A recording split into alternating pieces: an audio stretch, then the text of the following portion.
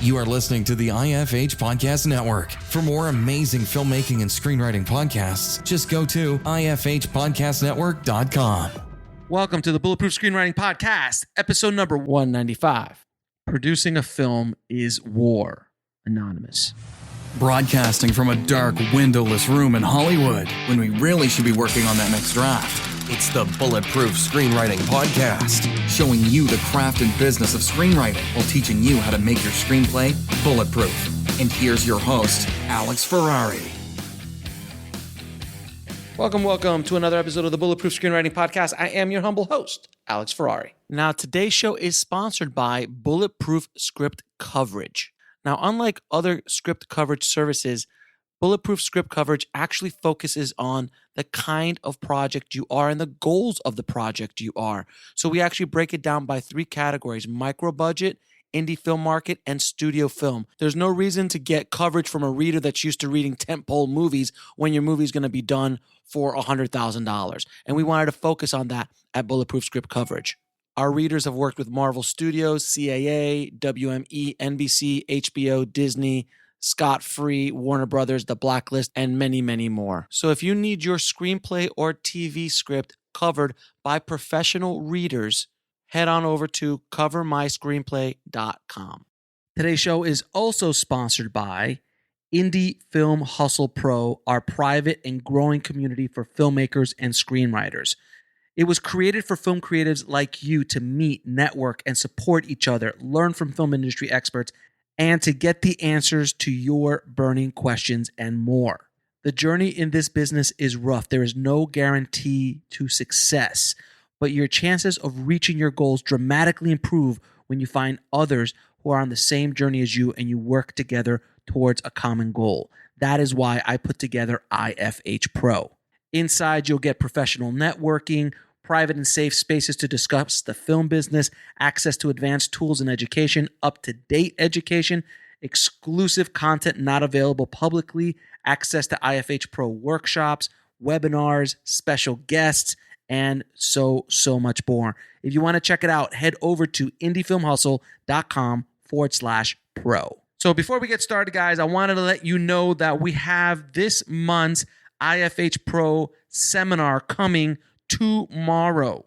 I'll be having film finance expert Franco Sama on, and he's going to be doing a free webinar for all IFH Pro members. And we will be discussing how to raise money for your independent film in today's upside down world. And you must be asking, but Alex, what if I'm not an IFH Pro member? Well, you can become an IFH Pro member. Head over to indiefilmhustle.com/pro.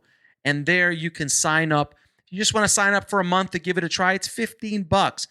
$15 for this seminar is a gift. Trust me, you're going to learn how to raise money for your independent film project. So definitely check it out, indiefilmhustle.com/pro. Well, guys, today on the show, we have film producers Rob Goodrich and Jason Armstrong.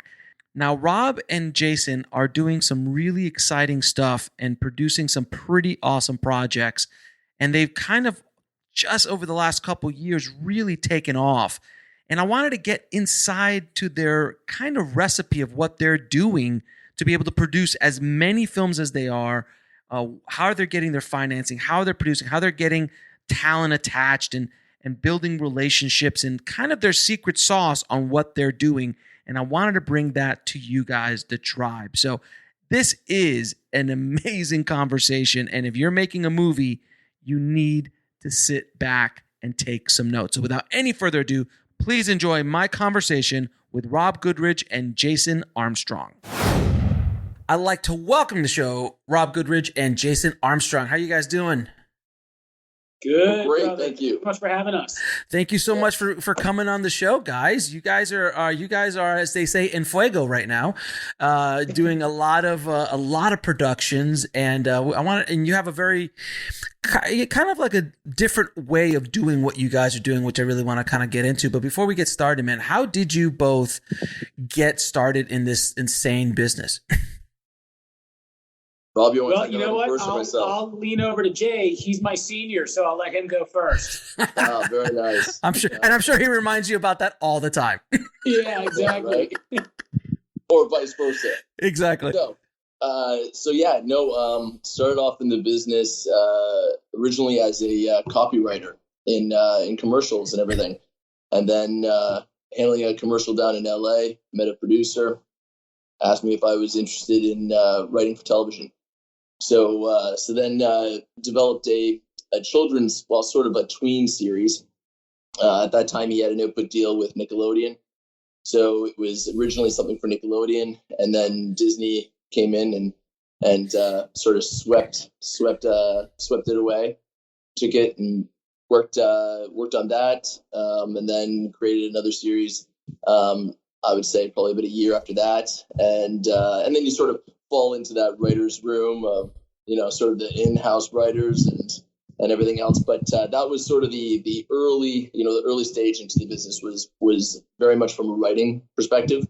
Mm-hmm. And then in that tween world, and then started slowly moving into producing, my own content, having a little bit more control, obviously, right, over the creative, to an extent at that Mm-hmm. stage. And then, and then did a lot of children's series, produced a lot of children's series, a lot of co-pro deals. At that time I was in Canada, so I was doing a lot of co-pro deals between Canada and the UK. Mm-hmm. And then just kept rolling into to different things. There was some lifestyle stuff that came into play, and Sure. and then dove into the features. And how about you, Rob? Well, it's funny. I never considered myself much of a film guy growing up. I always enjoyed going to the movies. I enjoyed renting movies. But as far as telling you who was in every movie, who directed it, just never really was my forte. I never took a huge interest. What I did find was that I had a really good rapport with people, and I had a good ability to sort of put pieces together. I found that through playing sports as a kid, and always sort of being in a leadership position. So I guess through college, which had no film intentions, I started to develop more and more of an interest in entertainment. I ended up working on the music side first, to be honest with you. I was working with a lot of artists, helping to coordinate sort of like those radio concerts that they would do seasonally. So what that really did was that taught me how to work with artists and work with sort of the in and out demands of not just a rapper or a band or this or that, but their entire entourage. And so it was sort of a culmination of taking my ability to sort of put puzzle pieces together and my growing fascination with film. So through that sort of music thing and introductions to a lot of managers and sort of that circle of the high level music world, I took an interest in film, and I did what we all sort of hope we all do, is I PA'd. I PA'd on a ABC reality show, which I will not name. Realized that was not for me. And then I got a call from Paramount that said, hey, you worked with Justin Bieber on the music side. Would you have any interest in coming and sort of consulting as a producer with us on the Never Say Never Bieber tour, which Paramount did. So I'd worked with some of the other producers on that prior. And that really sort of kicked it off. I mean, I think I don't know if I had a career path set in mind. I've always looked at producing in sort of a broad scope. I think entertainment is entertainment, and what is entertaining to somebody is different to another. Right. So I've always taken my background in music, transitioned it into film and a little bit of TV as all sort of just being the same thing. It's all just sort of management from top to bottom. So through that, ironically enough, years later, that's how Jay and I met. Okay. Under the roof at BMG Music through a colleague who said, I think you guys would really mesh well. And so we had both sort of taken our own paths in the film world and had some success with that, and certainly climbed our way up and touched every corner of the business and had some success and had some failure and got our bruises. But by the time Jay and I met at BMG Music, it was actually to discuss a film, and immediately hit it off. And I think it was that perfect moment where we collided and could really complement one another with where we were at in our own careers and where we were, aiming to go. It's so funny because I've been in the business now for 20 odd years. And, when you're working with somebody, especially a producing partner, it's like dating. Like you're getting into a marriage. You are, there's no question about it, especially when you like on one project, it's like that, let alone multiple projects over the course of years. So that's something a lot of filmmakers don't really understand about the partnership scenario. It's you're dating before you get married, and Absolutely. And you're married after you signed the deal to make the first film, and then you're like, all right, we dated already, Right. And we could divorce after this project, but we're going to go through this project together. Oh, are you kidding? Right. As soon as you create an LLC, you're Done. pretty much common law. You're common law. Exactly. No question. Yeah. It is. And there's, so you guys seem to from what I was able to gather through your IMDb profiles, you guys have been hustling for a while in your own worlds. But it seems like when you guys got together more recently, actually, you just started all of a sudden, like you were in a lot of productions and a lot of different things going on at the same time. So that's very unusual for a new producing partnership that I've seen. I don't see, like, it just doesn't overnight just come up. You guys have both been working out. You've done some work in the feature world. You've done some work in television world, but really not like what you're doing now. Not at the level you're doing it now with the cast and things like that. What started this explosion of these, doing so many projects and with the caliber of people you're doing so recently? Who wants to tackle that? Go ahead, Rob. Yeah. You know what? It was sort of a collection of years where we very mindfully said, let's get that IP, let's get the content, let's make sure that our catalog is full of stuff where we know we can pull something out, and when we've got that extra piece, we can really start to package it more seriously. And look, I mean, we've been fortunate with the snowball effect. We've identified IP that we think fits into the market well, but we've also identified a time that unfortunately has been so damaging for so many businesses. We've used a formula in the past 2 years where we've been able to create marketable films for modest budgets, and really when the world has been so scared about big crowds and heavy footprints, we've been able to go shoot these movies not on a Netflix budget where they're not concerned about insurance, but really more on a smaller budget with smaller crews where we can say to actors, look, we need you for 6 days or we need you for 3 days. We've limited our shooting schedules, and, the scope of our films are sort of in that mid-range, but, we've shot 6 this year as a result. And I think that snowball effect, when you can go to an agency and actually deliver a fee on time in escrow, and you can get an actor to come and have a pleasant experience, it really has a positive effect. And I mean, we're fortunate now where we've got a lot of agents calling and saying, hey, what do you have that I can sneak an actor in? Or would you look at this project? So we really were aware of not trying to jump the gun and just make a movie to make a movie, but really be a little bit more strategic in how we rolled it out. Yeah. And also, I would say, I've just sort of add on to that, through that time, a story can be achieved in just the same way and have it be self-contained. You can still have great stories that don't have to have an incredible number of company moves and have all of these different settings. There was, through COVID, there was this opportunity to still have, tell great stories and focus very heavily on the character development through the story. And that could be achieved, with fewer cast members, fewer locations, and still deliver great content that did speak to the market. So, it was just that opportunity, and also to touch on the other thing that you mentioned, Alex, with regards to sort of moving quickly. I feel as though there's, everyone's sort of, if they've been involved in the business from every angle over a long period of time. So I mean, like Rob and I, like before we were mentioning the PA, worked as, I mean, I've been a scriptie, I've been a continuity director. I mean, I've been a Jenny up. We'll be right back after a word from our sponsor. And now back to the show. I mean, so like carrying through all these things. And what happens with all that is you start to develop this very, very large network. And when you find someone to partner with that isn't so safeguarded and protects that network, because I feel a lot in our industry, even if people partner together on one film, they're like, oh, these are my guys, or this is my network. This is who I access.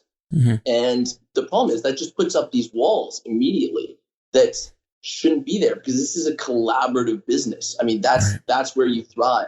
And I feel as though Rob and I, when we partnered, our success sort of happened very quickly because there were none of those walls. It was each of our networks became one large network, and we were able to sort of pinpoint where certain strengths on certain projects could stand and access those without delay. And I think that's sort of, that's what you need to do if you are going to partner together and build a slate and evaluate IP and determine whether the market speaks to that, that content and everything. You need to be able to be an open book with regards to what your access is.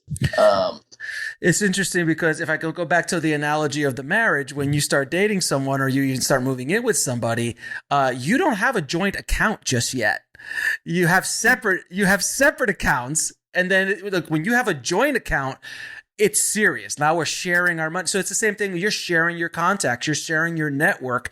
And by doing that, you're able to basically put gasoline on the fire because you're able to access so many things. Yeah, I've partnered with people. They're like, yeah, I hang out with Tom Cruise every weekend. I'm like, can you talk to Tom Cruise? No, I can't. That's very sensitive. I can't talk to Tom Cruise. I'm like, what the hell are we doing here? I'm using that as an example. I don't know anybody who knows Tom Cruise. But anyway, you know what I'm saying. but I get the point.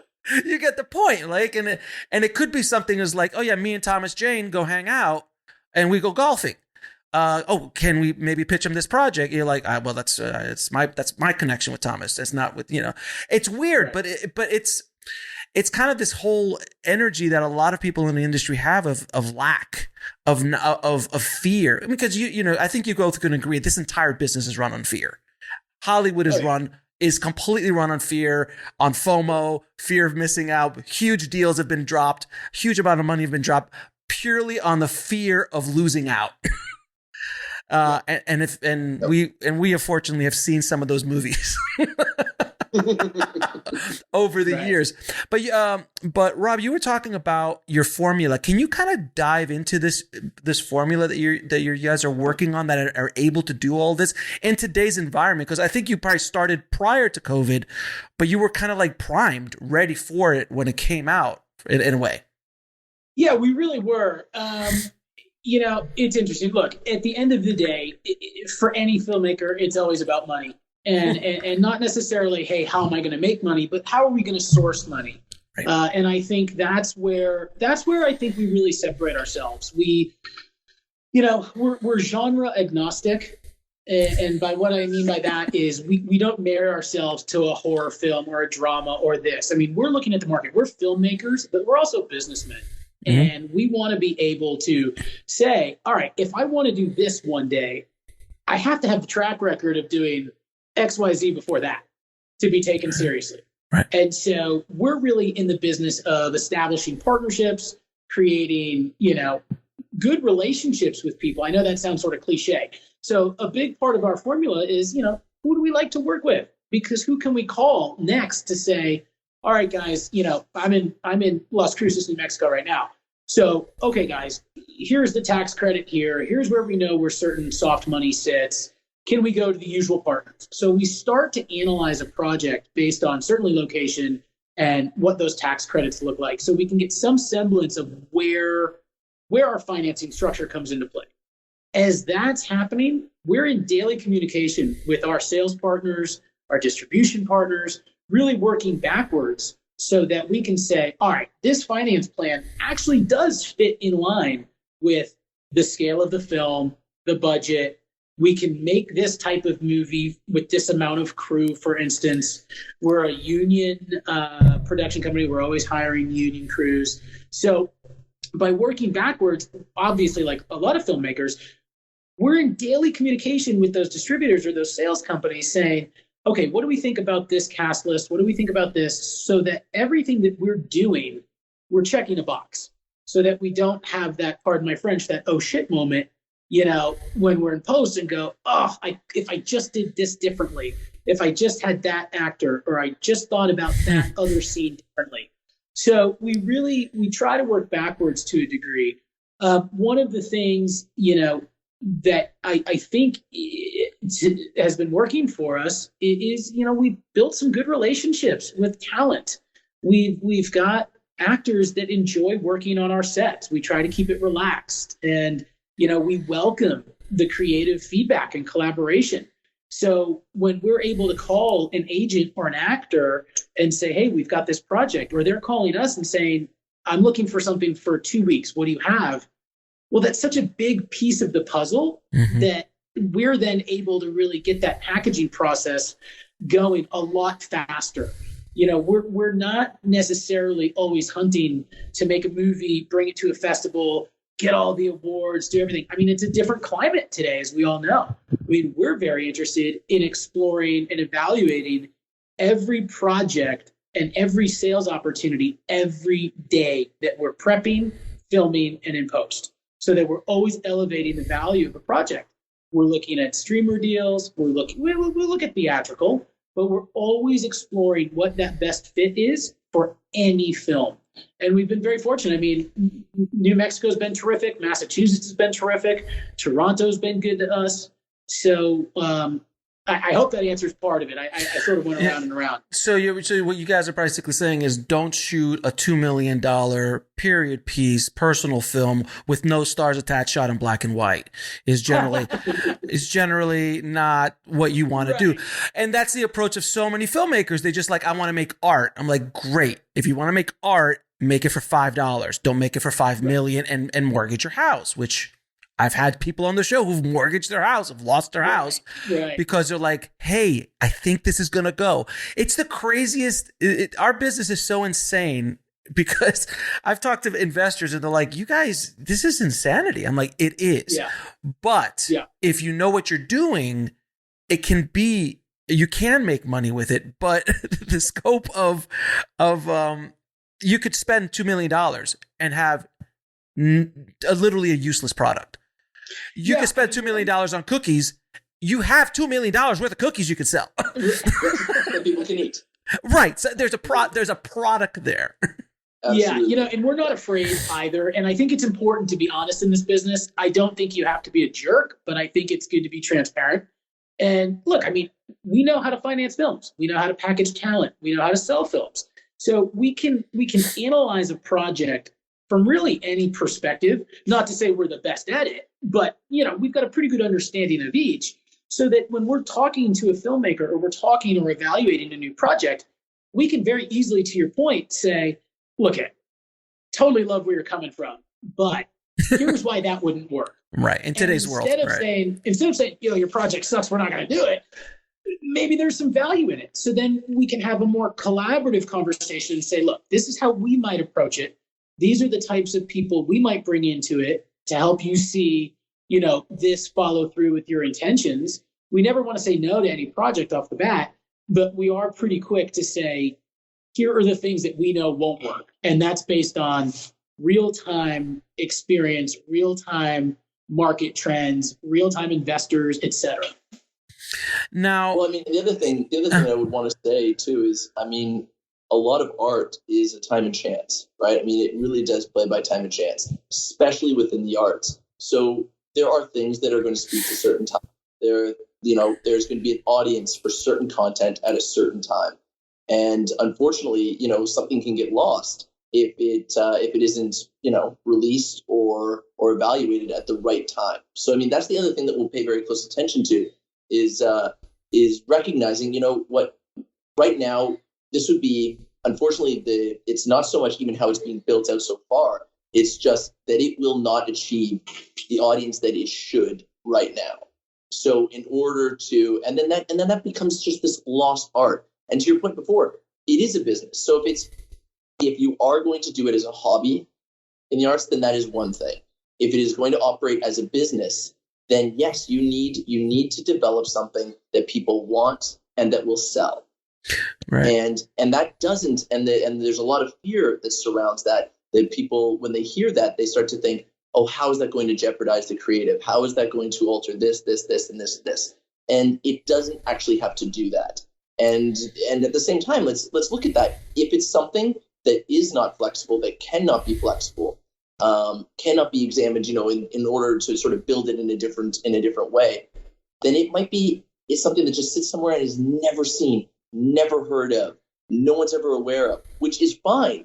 But one of the most valuable things in the art world is literally having an effect on people, provoking a conversation, excitement, anything like that. That's sort of the largest payoff outside of the ROIs that investors obviously want. But the largest payoff is actually having that, developing an audience, having an effect on its audience. Right. So that's something you really, you do have to pay attention to the timing of these things.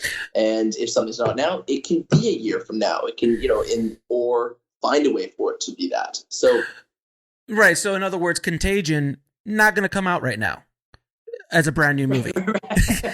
Not really, like, I don't care if it's Steven Soderbergh, not happening right now. Nobody wants to see that. How many pandemic movies have you turned down in the last 2 years?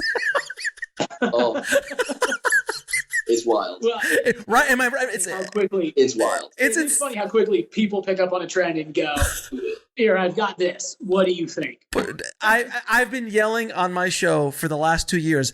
Nobody wants your pandemic script. Nobody wants to watch it. Nobody wants to see it. I don't care if Meryl Streep's in it. Nobody wants to watch that because we're living it. It's kind of like having a terrorist movie a week after 9/11. Like nobody. Yep. Nobody wanted to see a Vietnam movie in 1975. Like nobody. Yep. Yep. So it is a lot about timing as well.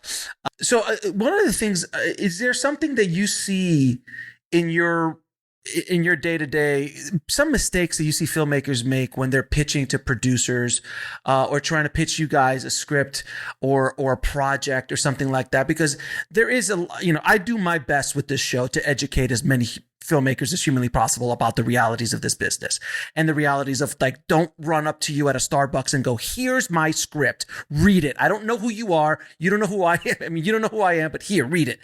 There's certain ways of doing things. Is there mistakes that you consistently see that you can kind of call out and hopefully help some people listening?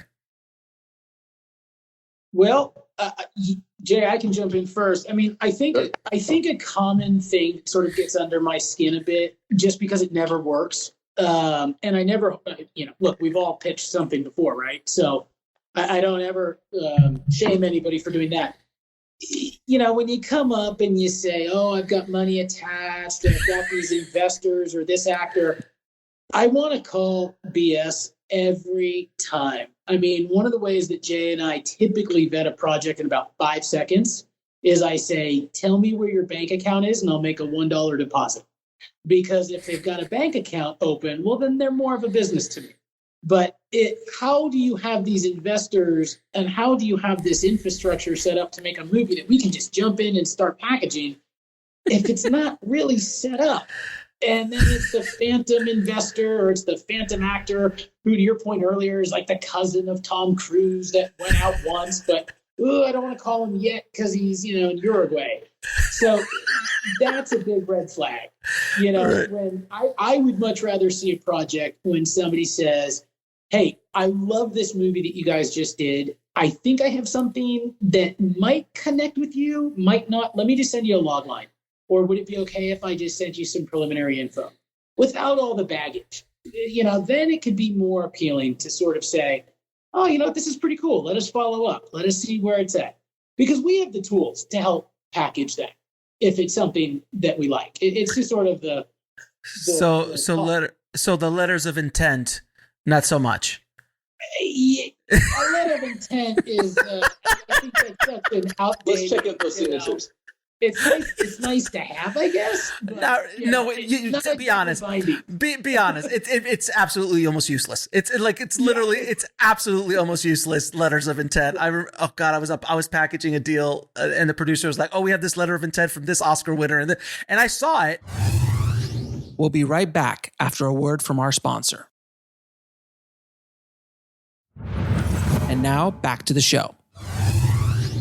And everywhere literally, if he could have tattooed it on his freaking chest, he would have tattooed, because everywhere he walked in, he's like, here's my letter of intent with this dude that I spoke to and convinced. The first talking point. Yeah, the first talking point was like, I have a letter of intent from this Oscar winner. Here's his signature. So all that says to me is that you were able to calm this poor older actor. Company with a letter of commitment? No. The letter of what? No. That's a letter of intent, sir. Intent, and then he had a letter of commitment. There's like a letter of intent from the talent, a letter of commitment from the financing. No, commitment? Stop it. Well, you know what? Here's the behind the curtain of all of that, right? I mean, we obviously work with a number of the agencies and sure, projects from them, and they'll have talent, quote unquote, attached that aren't quote unquote attached. So it's hard enough for the people that are in the industry, the managers, the producers, the talent, to actually have a project that is that far along. So when you've got somebody that is fairly new to the game or trying to break in or has a great idea, it's just that much more unbelievable, to no fault of their own, but it's just such an uphill battle. I mean, really, where we are in an industry right now, and where we've had some success, not to give the company sauce away, but look, you make an offer, you make a pay or play offer, and you deliver the funds. And that's going to make it real to an agent. And it's amazing how quickly that reverberates through the industry. Oh, wow, they actually escrowed that talent a day before it was due, or the day it was due. Oh, yeah. And they signed the contract. So that's what makes it real. No one is attached until that money is in that account. And for better or worse, where we are, I mean, it's such a competitive market right now. There's so much out there, and there's so many places to put content that you've got to make it real by putting the money in the account, and you got to be willing to part ways with it. And with that comes a lot of risk for producers, but you got to be confident in what you're doing. You got to you have to be confident in the model that you put together, right? Because there's always been a filtering system that's existed, right? We know that. And it's because otherwise there'd just be so much being channeling into all of these outlets. And now there's just so many. So the filtering system has just become even more prominent and important. And so a way to actually get around that is to have everything built. So if you are going to engage, you have the money to engage. It's not, oh, we're engaging, and then there's going to be this long period of time where nobody's talking about it because you couldn't really have the follow through. That's, immediately that's a red flag, and people aren't going to take you seriously. So the second that you do engage with the people that you do need to put your project together, everything has to be in place so that if you get a yes, you act on it immediately. And that's refreshing, because that doesn't happen in our business at all. It's a lot of talk. It's a lot of talk, a lot of lip service on all this kind of stuff. And I mean, God, how many people are like, oh, I have this guy attached, or I've got this money's about to drop. Oh, I love that term. The money's about to drop. Tomorrow it's dropping. Oh, we got pushed back. Oh, because his allowance hasn't hit yet, because, he's a multimillionaire in England, and his wife gives him $1 million every month and he just wants to be in the movie. And I'm sure I'm not telling you stories you've not heard. Small role. It's a small little role, like maybe at the bar or something, give him 2 lines and he'll finance the whole movie. Like, we hear all these stories. And by the way, everyone who's not watching this, we're all laughing. We have smiles on our faces because we all heard these stories before. But it's so fascinating. Over my career, it doesn't change. No. What those stories that we're just talking about happened to me in the 90s when I was coming up. And they're still happening today, and they think that they work. And that's why I kind of call out, letters of intent and all this kind of stuff that's all kind of fluff, or I could get this guy on the phone, or I once walked by this person, or, I park cars where this guy plays golf or something. There's always so many of these stories. But what you guys are doing is interesting, because you're actually, doing what you say you're going to do, which is oddly a rarity in this business. Oddly. How I've always found it fascinating how anything ever gets done in in Hollywood. And I can't even comprehend at the $100-200 million world, how many moving parts, how many things, because even at that world, they're still financing these things. There's still banks. There's still like, you got to get. Oh, absolutely. I mean, it's not like Disney's just writing checks, though they probably can at this point, but they're smart enough not to use their own money. Yeah. Right. Yeah. It's insane. Well, our big thing too is, look, I mean, we've got projects in the pipeline for the next year or 2 years that are those studio level films. But for right now, where the world's at, where we're at, we control the clock, and we're able to really, we're able to work with ADs and work with line producers and work with directors that we can talk to every day. And we can control the financing and the model and control the sales and control the marketing, to a degree, right?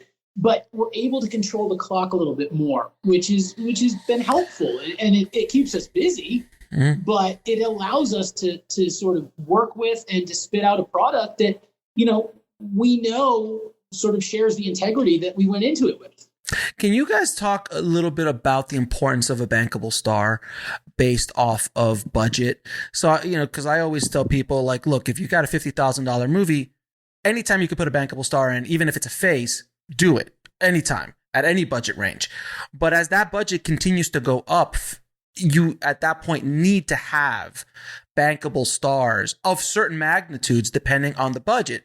So certain actors can finance $1 million or $2 million, or even a $5 million, but they're not going to finance a $30 million. Then you need another 2 or 3 of those guys, or you need Bruce Willis to show up, or you need, right.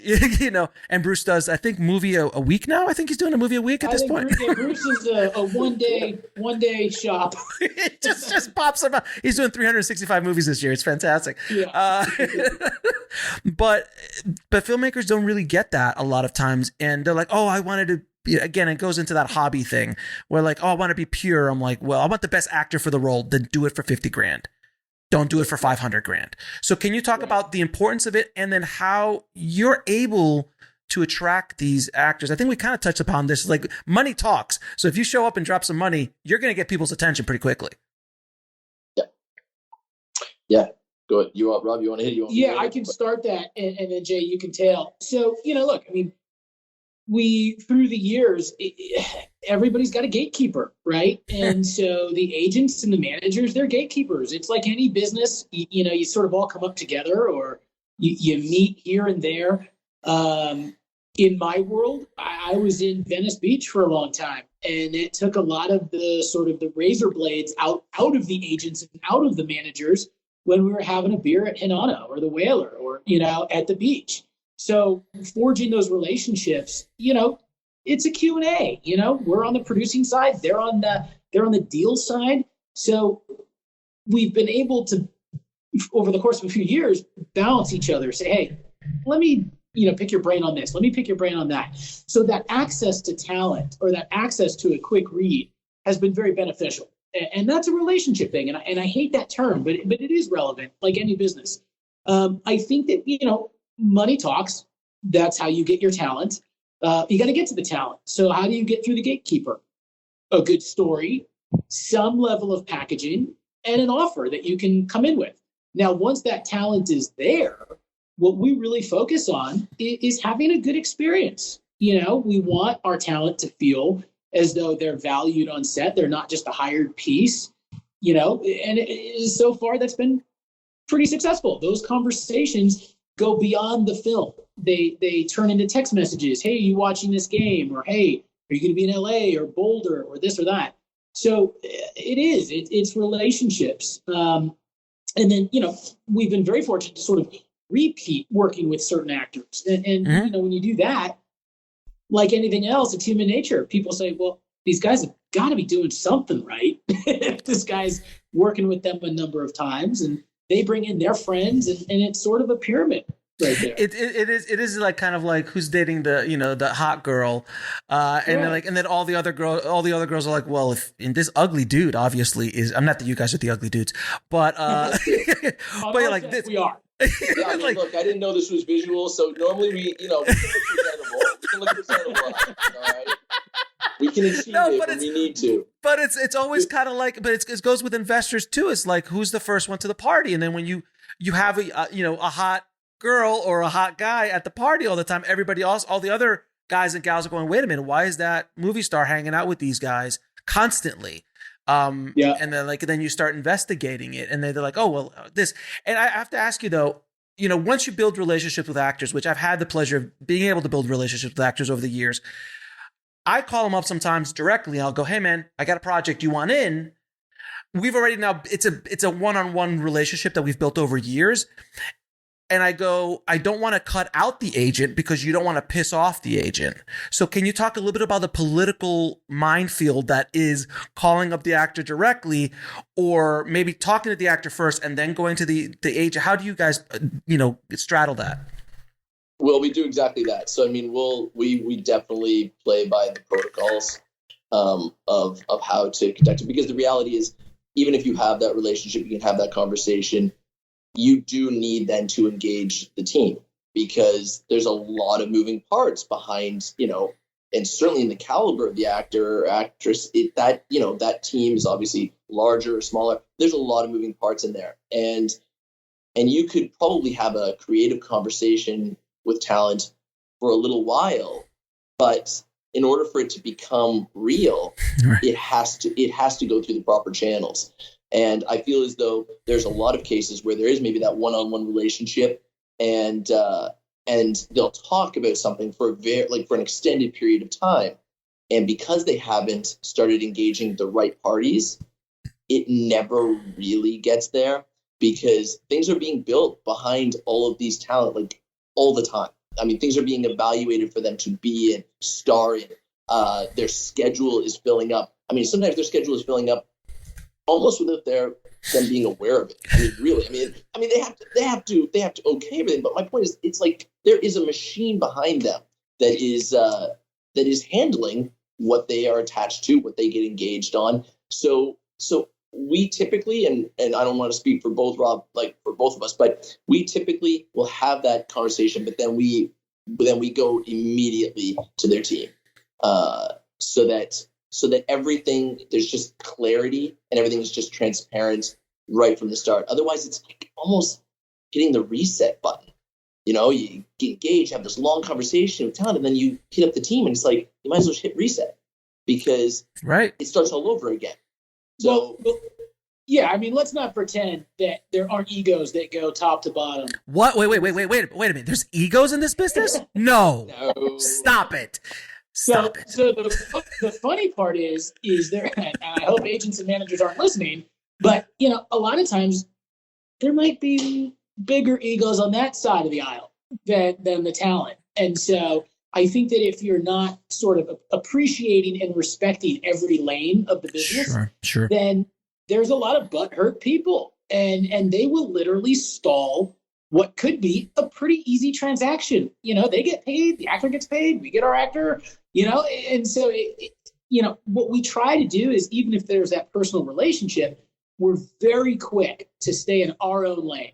Hey, actress X or actor Y, we would love you for this project. We're going to have our attorney reach out to your representation and have this go the right way. We present offers through the appropriate channels. We really try to lean on our legal while we can to just sort of create some buffer between what could be a relationship, whether it be an agent or an actor, and the actual business. I mean, I like to think we all have the same goal in mind, and 99% of the time that's the case. But to Jay's point, I mean, we really are adamant about just doing things the right way. And we're the type of people that'll go the extra mile and do the extra work. And if that means, one extra step to make sure that last person was on that email or got notified that, hey, this is going to come through, we just wanted to do it this way, well, then everybody's on the same page. And then that actor or actress's team, then they can determine how to sort of circulate around something. And we're very hands-on from that point. I can't tell you how refreshing this whole conversation has been so far. For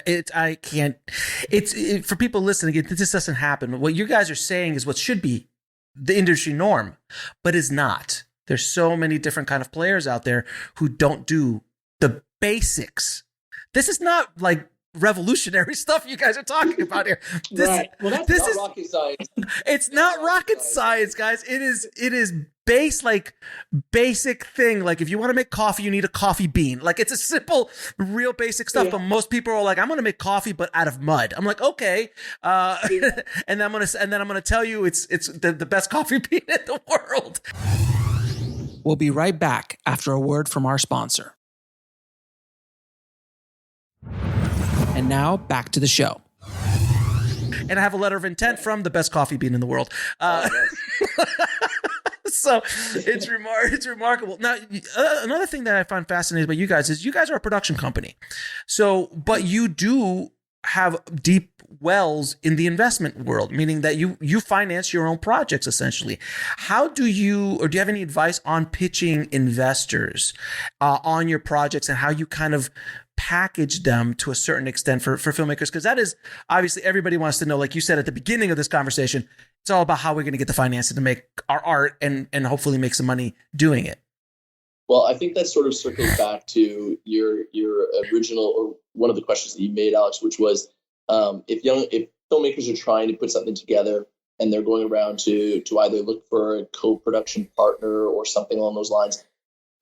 One, it's vetting things properly, and two, making sure that you do have a model behind you. But I mean, for investors, it's recognizing that it's a business, that you're selling something. So, one of the things that conversations that Rob and I have had with people when we maybe don't see eye to eye, they brought us something and we're looking at building it out with them because we actually really do like the IP and everything. And don't worry, this is circling back to financing and money, but looking at building it out and if there's some pushback, we'll look at them and say, I mean, tell me about another business that can operate that way. Like, so take yourself out of the film business and say, what other business on earth could ever operate that way? Right. Where people would be like, let me in, let me give you my hard-earned money, right? That I've been working for years for, and I don't even care if you've inherited it. It was somebody worked for it. Right. Somebody worked for it. So this hard-earned money, and put it into this. Right. I mean, so that's like the first thing you have to think about when you're approaching anyone is, wait a second, like you take yourself out of the arts. If you're trying to get people to give you a lot of money for an art, remove yourself from it and recognize, how would this operate in any other format? Right. And if you can see that, then that's great. But that's one of the first things that Rob and I will say to someone. How would that ever work? So then outside of that, it's like any business. You are trying to mitigate risk. Okay. Right. And one of the first things that anyone is going to talk about with regards to film, or any form of media for that matter, is it's a risky investment. It's a risky business, because what you're selling a product, but you're relying on people to like it, not that they need it. And especially right now, where there's endless content available to everyone. Now it's not so much like, well, I need it. I need something to watch in the evenings, right? I mean, the kids have gone to bed finally, and now, I can sit down and watch something and escape for a little period of time before, the morning comes and everything starts again. That well is massive. So now it actually has to be, it can't just be the content. That's not what you're selling anymore. You're actually selling something that people actually like and want. So I mean, that's whenever we talk about finance and bringing in money, we have a model so that we can show, look, we've evaluated the market. We recognize that the budget is going to speak to the market right now in this genre. Our talent, this comes back to where you asked about, or made a comment about finding that A-lister or that star that is going to drive sales or be your most marketable piece in the film. You have to pay very close attention to that, because not every actor speaks to every genre. And that'll be something that a lot of people will present to us. They'll say, oh, we think this person is perfect. And, and they sell so well. And we'll be like, well, no, they sell so well, but not in that genre. They have there's no knowledge to them in that. So yes, they're no name, but then you do have to actually, it has to be, well researched as to whether they are going to, in foreign sales, speak that. So all of that is basically just trying to find ways to mitigate the risk of investment on every project. And it is.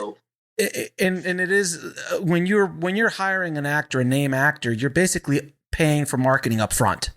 You are investing in a marketing budget up front. So if you're paying for Thomas Jane, he has a built-in audience and a built-in awareness that he's been able to build up over his career that has value. When you do that for Bruce Willis, that's telling investors and that's telling people who are buying your film and buyers, you've pre-invested in marketing.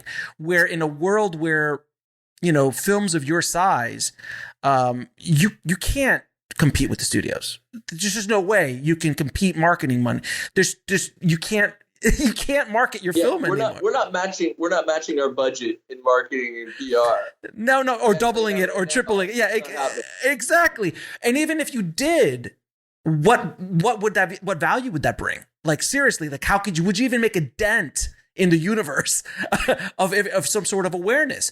But you put Bruce Willis in your movie, there's automatic awareness, there's automatic. So when you're scanning through 1,000 things, you're like, oh, there's Bruce, or there's Thomas, or and that's what you're paying for when you hire these named actors, and that's what filmmakers need to truly understand.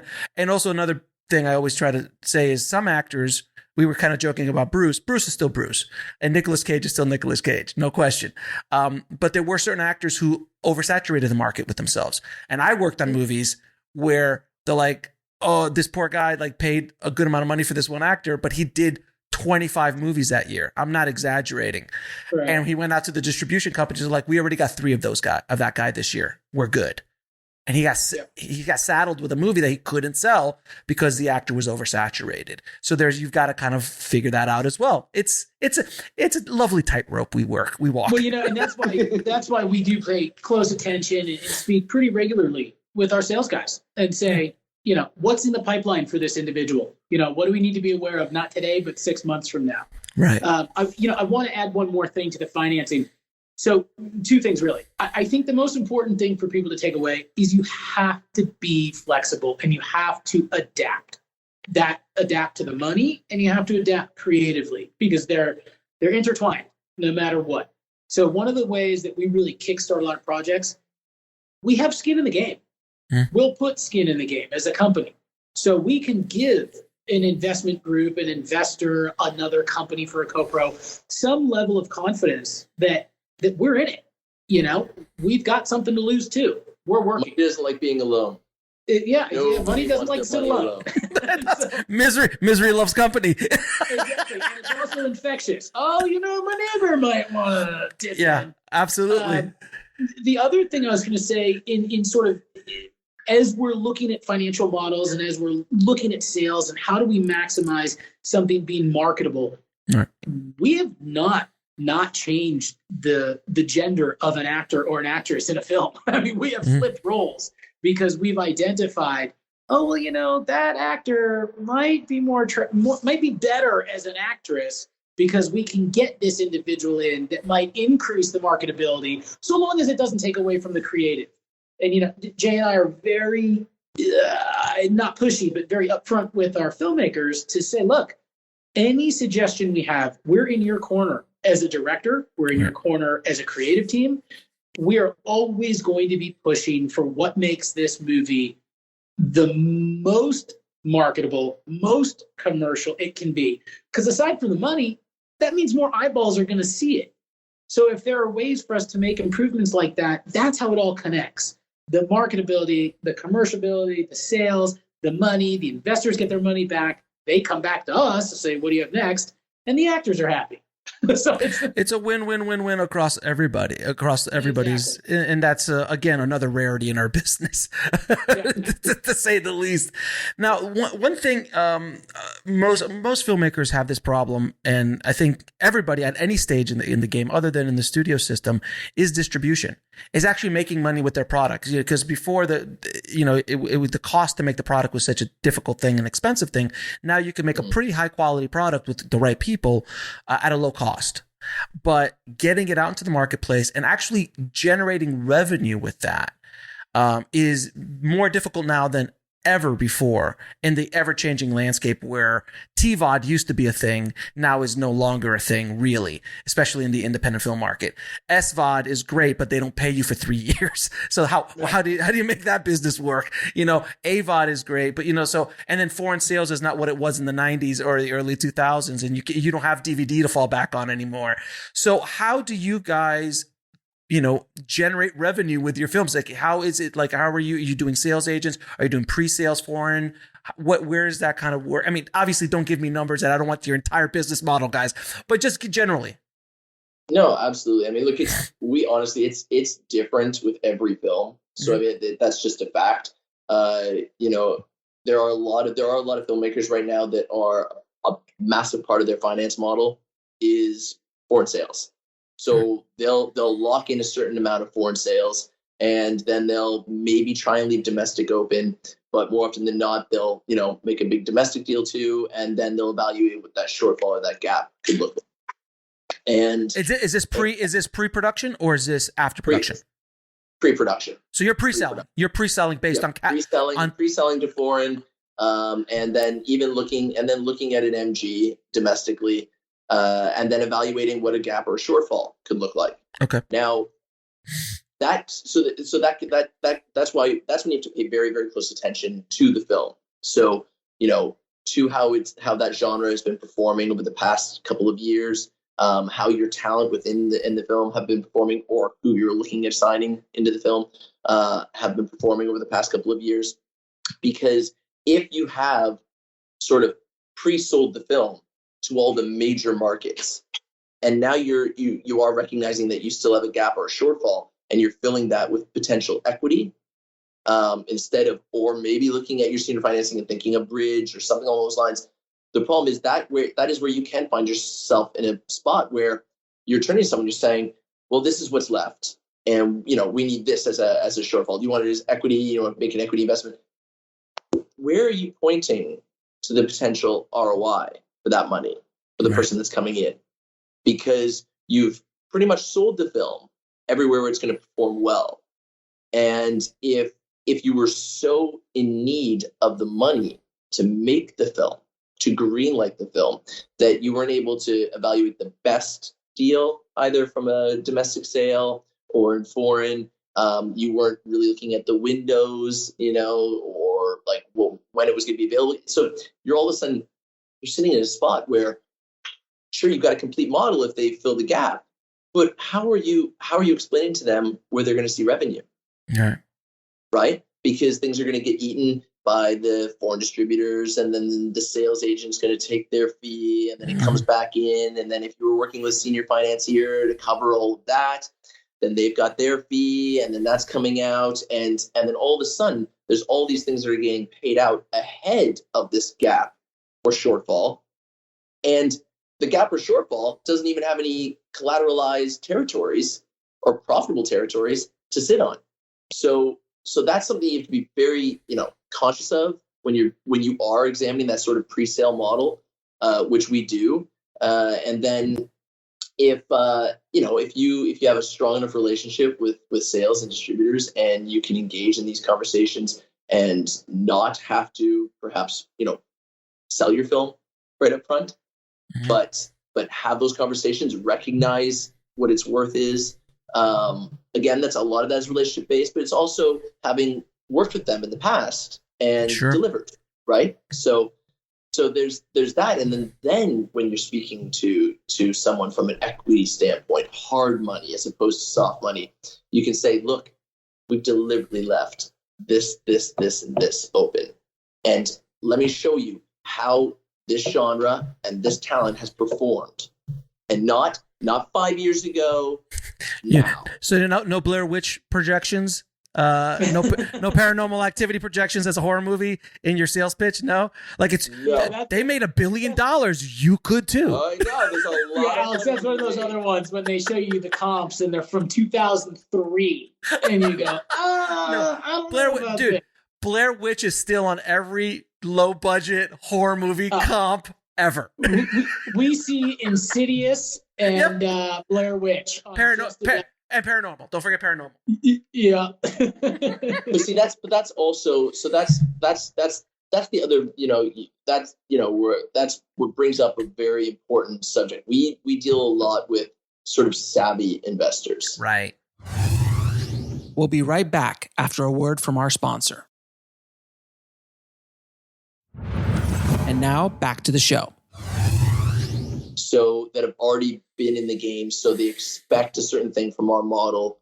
They know that if they're going to get engaged, if they're evaluating it from hard money standpoint, that we can answer to their ROI. We can answer to their immediate ROI, and we even have room in the waterfall, right? I mean, because people love talking about the waterfall, but there's so many cases where the gap and shortfall, it would take so long for them to even get their ROI, their initial ROI on their investment.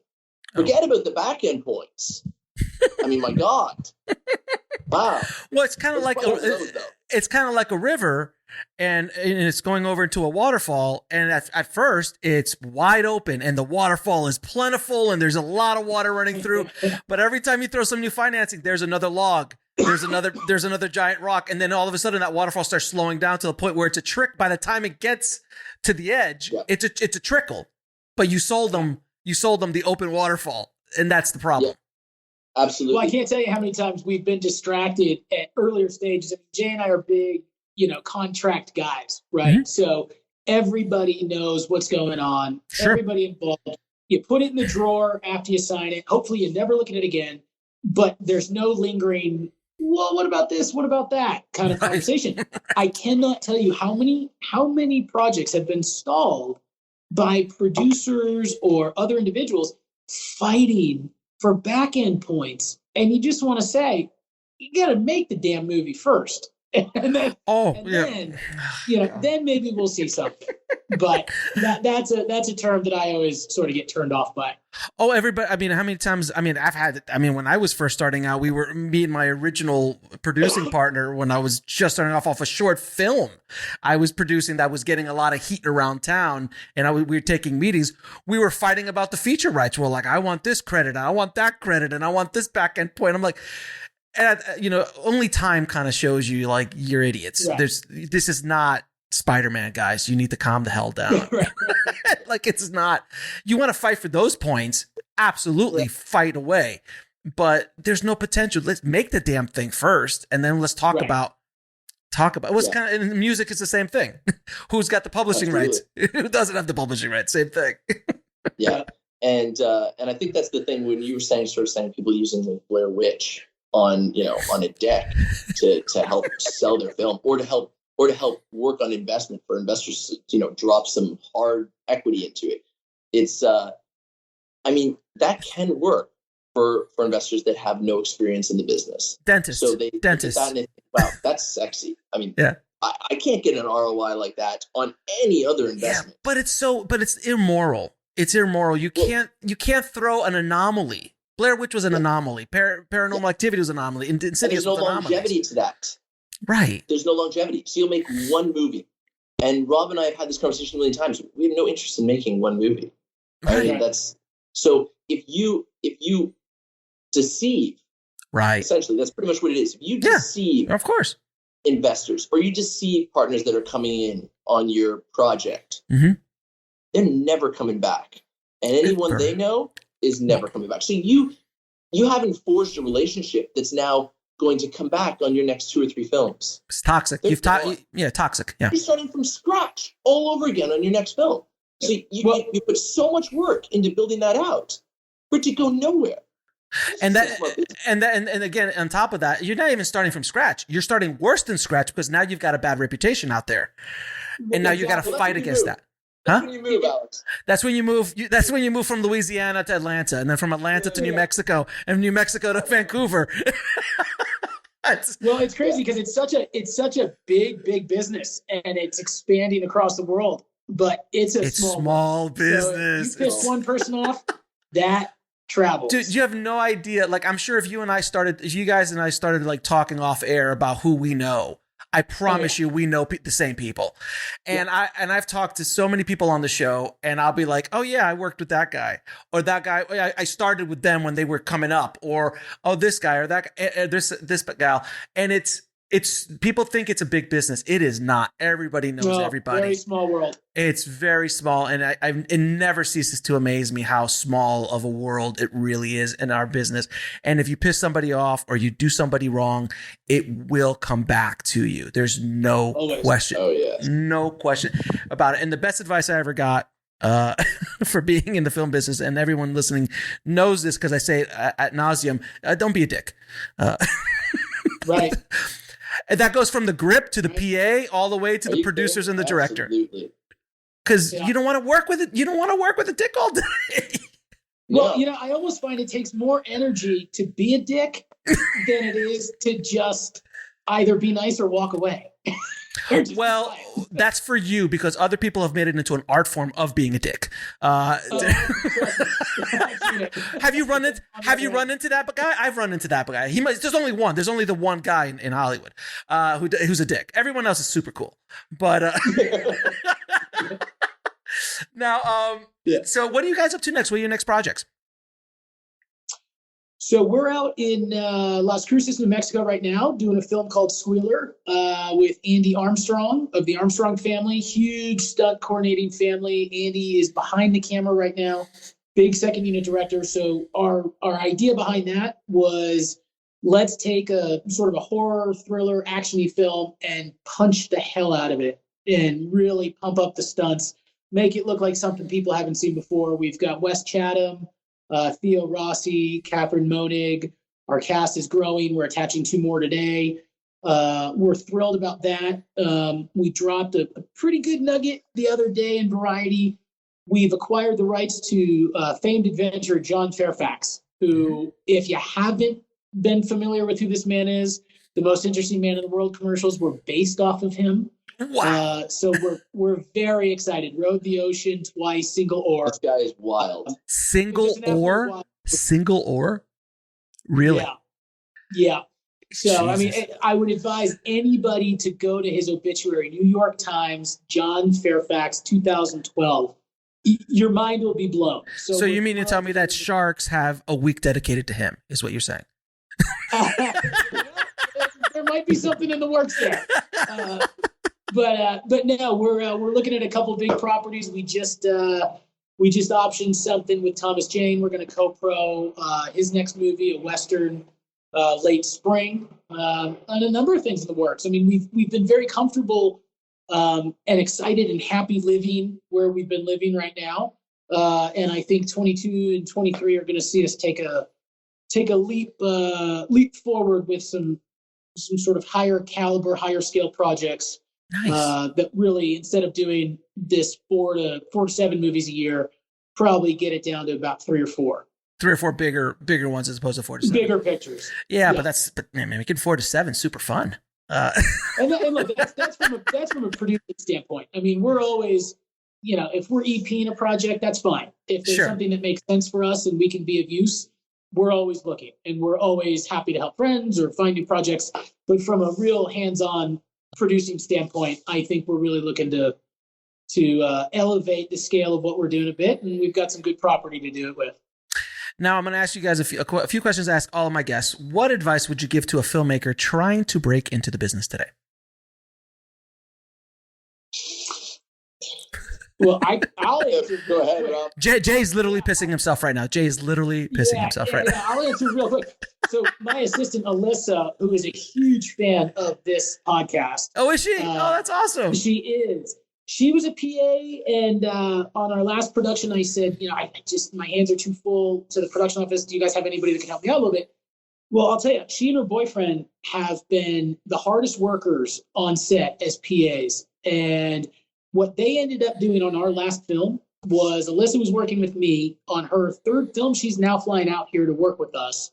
Her boyfriend ended up driving talent around, ended up working in different departments. So my advice, and Jay, then you can chip in, is get in there and PA. Because if you are within eye shot of somebody, you're within earshot and you're within arm's length, and they're going to pull you in and they're going to give you an opportunity to say, come help me out. And eventually that conversation turns into, oh, what do you want to do?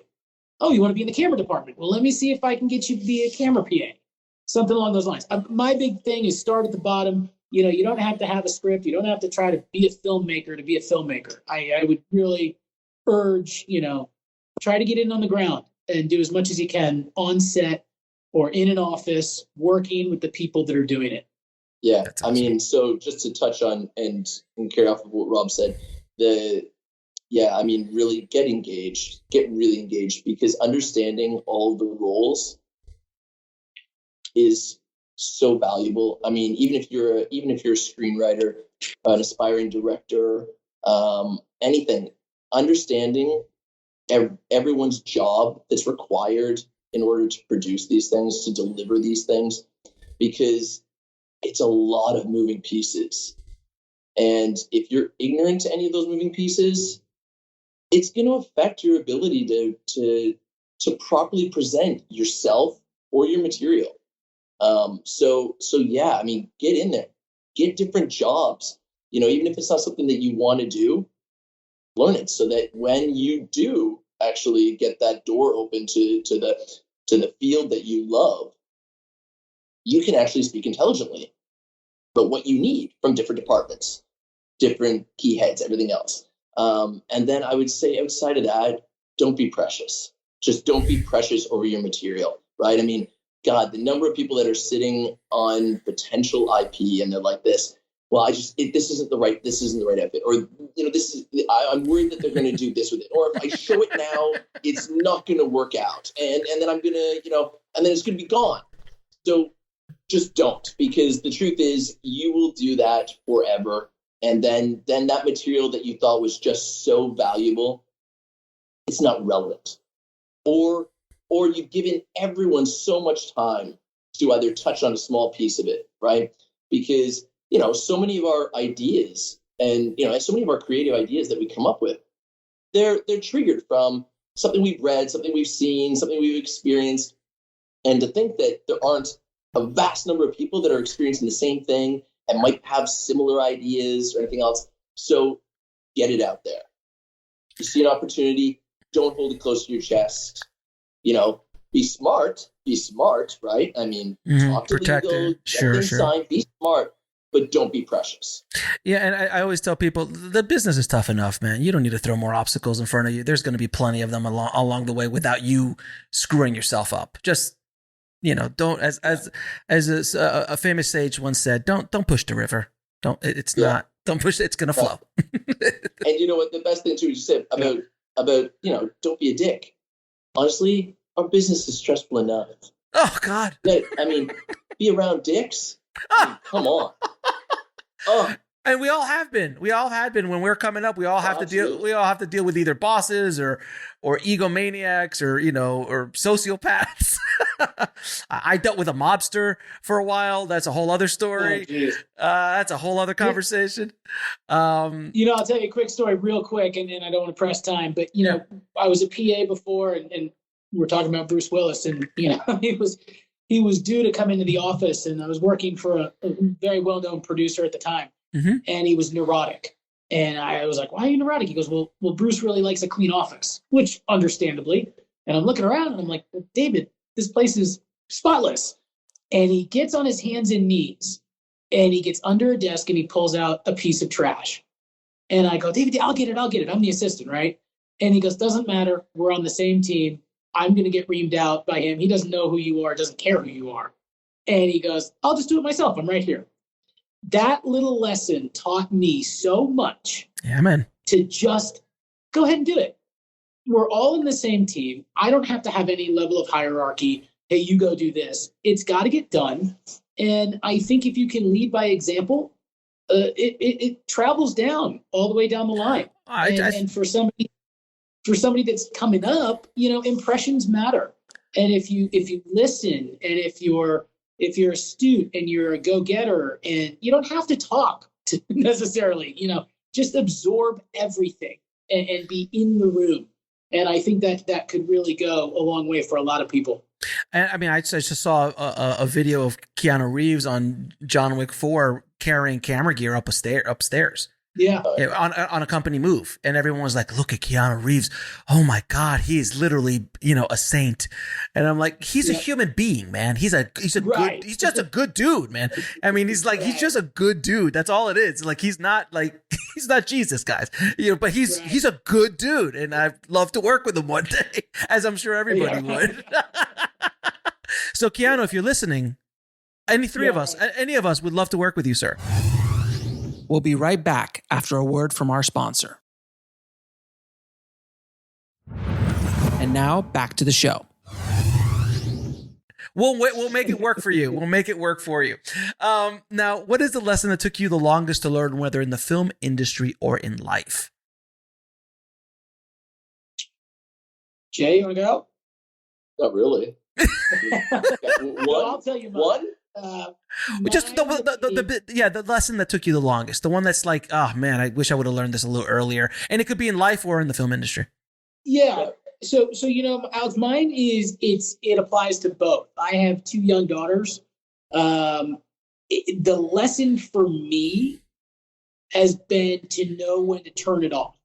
So I've always just been a hustler my whole life, and I always thought, okay, I have to do all of these things if it's ever going to happen, blah, blah, blah. Part of it's a function of being where we are career-wise. That makes it a little easier. But, especially through the pandemic, I was much more able to just press pause on everything, have lunch with my kids. And I think that has translated into work as well, where I don't feel like I need to answer every email within 5 seconds. There's sort of this like hurry up and wait mentality in Hollywood, but there's this panic if I don't do it now. So I think the lesson learned for me is that it's okay to sort of take a beat. It's certainly been reflective in my work as well, because I'm more, aware of what I'm putting out there, and I'm more conscientious of let's just not push, but let's actually take a second and sit back, A, take care of yourself for a moment, enjoy what's around you, and B, take some time to make sure that what you're doing right. But that also is age. I mean, your 21-year-olds are not generally coming to that enlightened state. Right. And it took me a while too, man. I've been hustling, as you can see, still hustling with everywhere nonstop. Yeah. To a certain point, my wife actually said, you don't need to garage sale anymore. We don't need you to go hustle out, this or that. I got a real quick story I got to tell you because it's so funny. And I think it really hits this point. Years ago when we moved to LA for the first time, I was, during Christmas, I always figured out how to hustle things. So I figured out that on GameStop, there was this video game that you could buy on sale for like $15, but on Amazon, it was on sale for $50.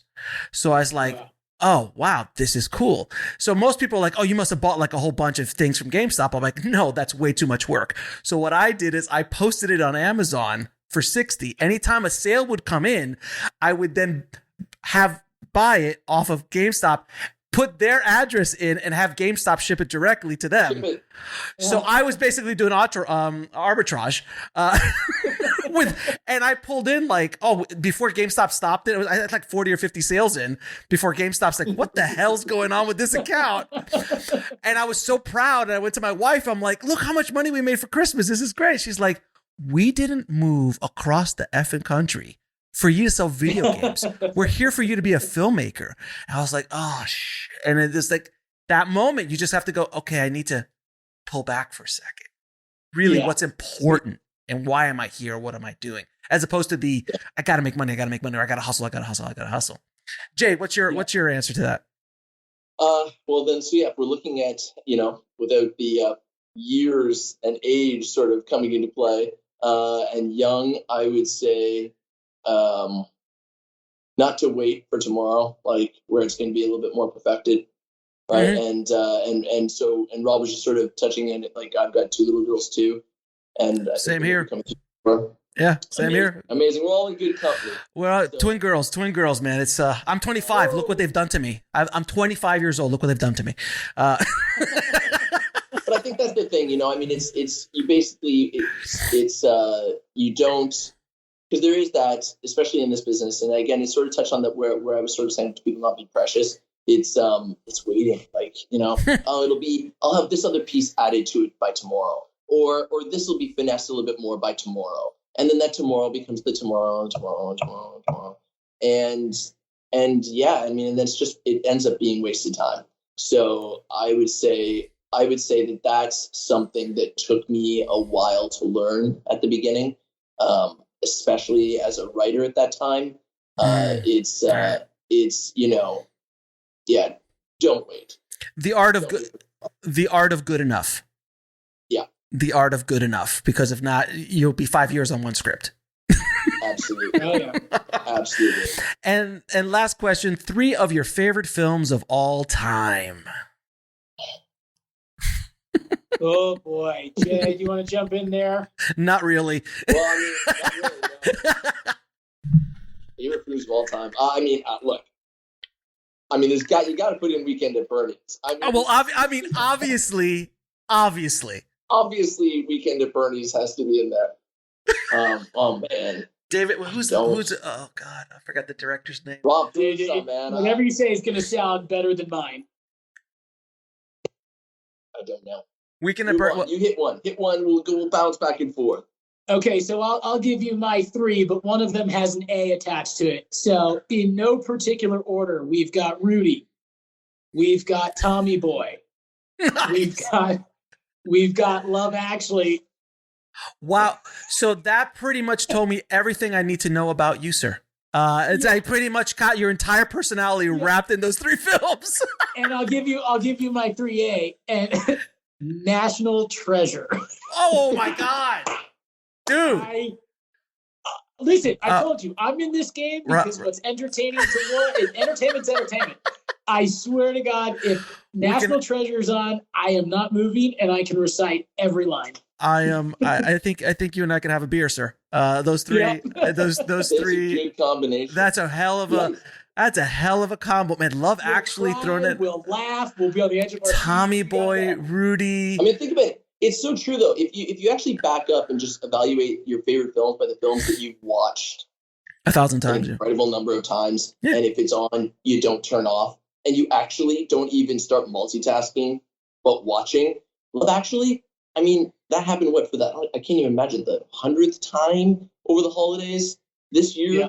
I mean, you just keep watching. All of a sudden, it came on because it's always on the holidays, and all of us that didn't go anywhere and watched it's we all could say Citizen Kane, we could all say Godfather, but I haven't watched Citizen Kane since film school, and Godfather is not a movie I watch every weekend. It's, and don't get me wrong, Godfather's an amazing film, but it's those movies that you just watch again and again. For me, Shawshank, Fight Club, The Matrix. That's solid. All great. Solid 3. Like they turn on, and then you want to get into the 80s actions, Lethal Weapon, Predator, Die Hard. Oh yeah. And then now we could just see. This is why I can't do this. And this is what it is every time. Everyone asks me, I start saying that I'm like this. Oh, but wait a second. Oh, but this one too. This. Oh yeah. Then it's these 3. These 3, Yeah, it is. I always like throwing that out there. It's like, it's 3 that come to mind at this moment in time. It will change tomorrow. It will change 5 minutes from now. But at this moment in time, that's it. Boys, it has been an absolute joy talking to you guys. I wish you guys nothing but continued success in what you're doing. And I appreciate you guys coming on and sharing some real knowledge bombs with my audience, because they need to hear it. They need to hear from people who are doing it and doing it right. So I do appreciate you guys coming on, man, and much continued success to you guys. Thank you. Well, thank you. It's an honor for us, and we're fans of the podcast, and we're looking forward to making more movies and visiting again soon. I want to thank Rob and Jason for coming on the show and dropping their knowledge bombs on the tribe today. Thank you so much, guys. If you want to get links to anything we spoke about in this episode, head over to the show notes at bulletproofscreenwriting.tv/1 195. And if you haven't already, please head over to screenwritingpodcast.com, subscribe, and leave a good review for the show. It truly helps us out a lot. And on a side note, guys, I just want to thank you all for listening and sharing this information that we have at Bulletproof Screenwriting, because it has become one of, if not the biggest, screenwriting podcast on Apple and Spotify.